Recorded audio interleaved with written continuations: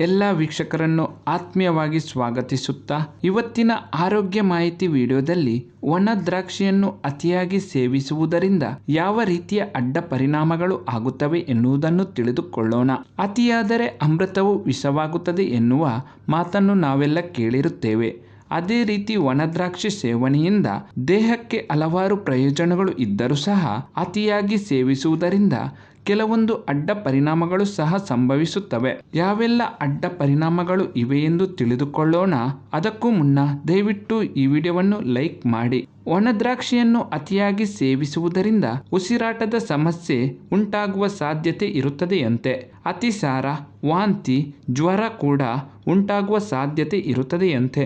Gas ಸಮಸ್ಯೆ ಜೊತೆಗೆ ಪಿತ್ತಜನಕಾಂಗದ ಸಮಸ್ಯೆ ಉಂಟಾಗುವ ಸಾಧ್ಯತೆಯೂ ಇದೆಯಂತೆ. ದೇಹದ ತೂಕ ಕೂಡ ಹೆಚ್ಚಾಗುತ್ತದೆಯಂತೆ. ಎಲ್ಲದಕ್ಕಿಂತ ಮುಖ್ಯವಾಗಿ ಒಣ ದ್ರಾಕ್ಷಿಯನ್ನು ಅತಿಯಾಗಿ ಸೇವಿಸುವುದರಿಂದ ದೇಹದಲ್ಲಿ ಸಕ್ಕರೆಯ ಅಂಶ ಹೆಚ್ಚಾಗುತ್ತದೆಯಂತೆ. ಆದರೆ ನಿಯಮಿತವಾಗಿ ಸೇವಿಸುವುದರಿಂದ ಯಾವುದೇ ಅಡ್ಡ ಪರಿಣಾಮಗಳು ಸಂಭವಿಸುವುದಿಲ್ಲ. ಆದ್ದರಿಂದ ಒಣ ದ್ರಾಕ್ಷಿಯನ್ನು ಮಿತವಾಗಿ ಸೇವಿಸಿ ಎಂದು ಹೇಳುತ್ತಾ ಈ ವಿಡಿಯೋವನ್ನು ಮುಗಿಸುತ್ತಿದ್ದೇನೆ. ಎಲ್ಲ ವೀಕ್ಷಕರಿಗೂ ಧನ್ಯವಾದಗಳು.